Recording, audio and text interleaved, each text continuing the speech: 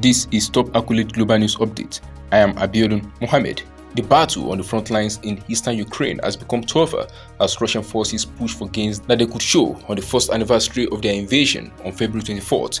President Volodymyr Zelensky said in a somber assessment, Russia, determined to make progress before Ukraine gets newly pledged Western battle tanks and armored vehicles, has picked up momentum on the battlefield and announced advances north and south of the Ukrainian city of Bakhmut in Donetsk. Bakhmut and 10 towns and villages around it came under Russian fire, the Ukrainian military said late on Wednesday. Bakhmut has suffered persistent Russian bombardment for months. Avdiivka, another major Russian target, the nearby town of Mariinka, and some neighboring settlements were also hit, the military added. In Kramatorsk, about 55 kilometers northwest of Bakhmut, a Russian missile destroyed one apartment building and damaged 7 on Wednesday, killing at least 3 people and injuring 20, police said. Zelensky vowed more anti-corruption measures as authorities continued raids ahead of a meeting in Kiev with more than a dozen top European Union officials on Friday, reflecting a determination to show that Ukraine can be a reliable steward of billions of dollars in aid.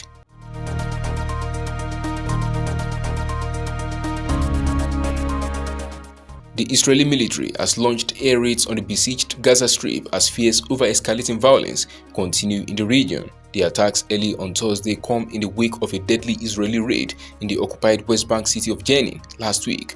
The raid, in which 9 Palestinians were killed, was followed by Palestinian attacks targeting Israelis over the weekend, including a shooting in occupied East Jerusalem, in which 7 Israelis were killed. The unrest has also triggered exchanges of fire between Israeli forces and Palestinian groups in Gaza. This included rocket fired from the blockaded strip on Wednesday night. No Palestinian group has claimed those launches. The Israeli military said it air raids its rocket and weapon production sites used by Hamas, the group that governs Gaza. After the raids, the AFP news agency reported new rounds of rockets fired from Gaza and explosions that shook buildings and lit up the night sky over Gaza.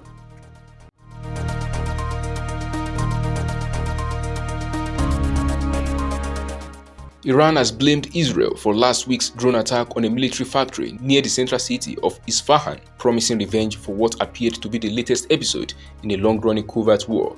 The Iranian claim, carried by the semi-official ISNA news agency on Thursday, corroborates remarks made by United States officials following the attack. The attack came amid tension between Iran and the West over Tehran's nuclear activity and its supply of arms, including long-range suicide drones for Russia's war in Ukraine, as well as months of anti-government demonstrations at home. In a letter to the United Nations chief, Iran's UN envoy Amir Zahed Iravani said, in quote, primary investigation suggested Israel was responsible for Saturday night's attack, which Tehran had said caused no casualties or serious damage. Saturday's attack targeted a military facility in Isfahan. Iran said it had intercepted the drones. Arch-foe Israel has long said it is willing to strike Iranian targets if diplomacy fails to curb Tehran's nuclear or missile programs, but does not comment on specific incidents.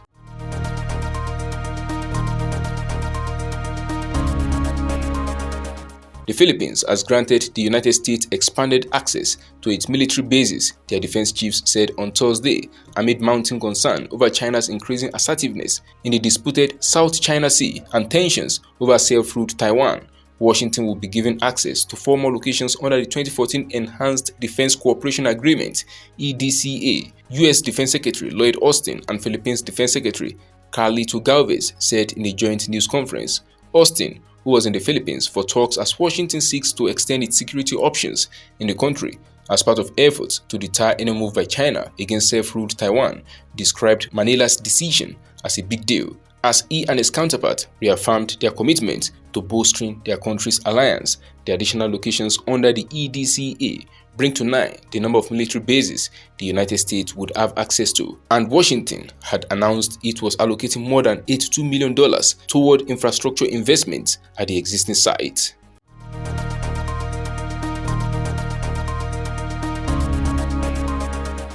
Mourners and protesters faced off in Sydney on Thursday at the funeral service for Australian Cardinal George Pell, a former top Vatican official who was acquitted in 2020 of sexual abuse accusations. Australian police officials said they had dropped a court bid to block a protest after organizers agreed to change an initial demonstration route and gather in a road adjacent to St. Mary's Cathedral, the funeral venue. Hundreds took part in the protest.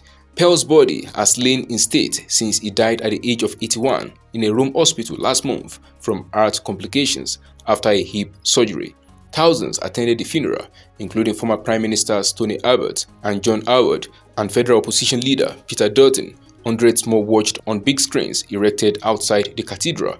In a park opposite the cathedral, groups of protesters, many from the LGBT community and some holding signs reading in quote, "Pearl born in hell," hard speeches against the cardinal and the Catholic Church. Small numbers of mourners held up rosary beads in response to protesters' chants, though there were no signs of physical clashes between the two groups.